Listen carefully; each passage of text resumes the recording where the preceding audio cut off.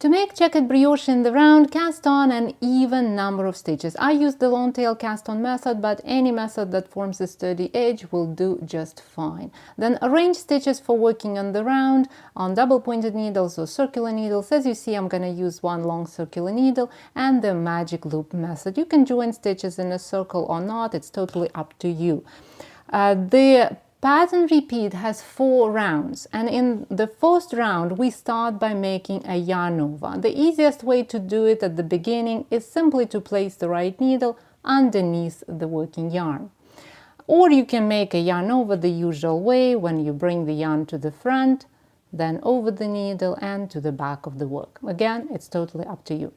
And then we'll bring the yarn to the back of the work and slip the first stitch from the tip of the left needle purlwise. That means we insert the tip of the right needle into that stitch from right to left, like this, and simply slip it.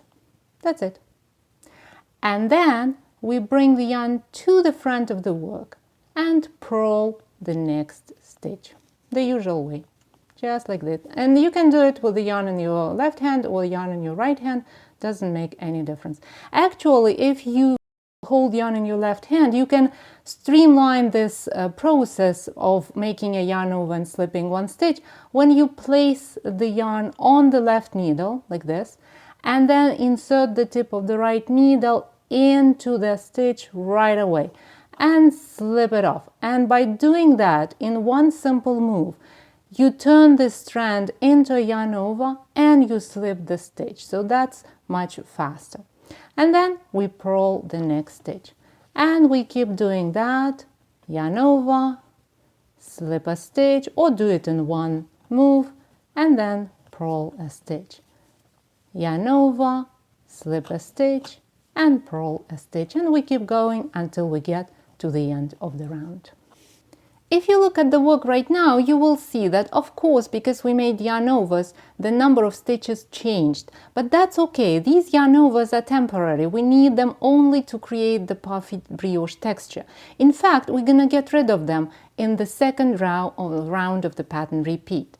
And we do it by treating each stitch together with its yarn over, the one that's actually kind of leaning over it, treat it as one stitch. So we're gonna simply knit, and when we see a pair of yarn over plus stitch, we knit these two strands together. And when we see a solo stitch that doesn't have a yarn over kind of attached to it, we knit it as is, as just one stitch. And we keep doing that. A pair of yarn over and stitch, knit them together. A solo stitch, knit it separately. And repeat this simple sequence to the end of this round. Now we have little bits of brioche that are scattered over the fabric. And to make the same bits of brioche in checkered pattern, we're gonna make pretty much the same thing that we did in the first round, but this time we're gonna swap the instructions and purl the first stitch of the pattern repeat, and then make a yarn over and slip one stitch with the yarn at the back of the work. And we repeat the same sequence. Purl one stitch, make a yarn over and slip one stitch purlwise with the yarn at the back of the work. Then bring the yarn to the front, another purl, another yarn over and slip the stitch. And repeat it until you get to the end of this round. One thing that we need to keep an eye on as we rearrange stitches for the next round, the last round of the pattern repeat actually, is the last yarn over. See, as I'm shifting the stitches on the needles, this yarn over got unraveled, and I kind of noticed that, and that's why when I start the new round, I'm gonna make sure the yarn over is there. So I'm going to bring the yarn over the needle, over the cable of the needle in my case, and keep it this way so I don't lose the yarn over. That's very important. And we are about to start the last round of the pattern repeat, round 4. And in this round, we're going to do the same thing as we did in round 2. We're going to simply knit, treating these pairs of yarn over and stitch as one stitch.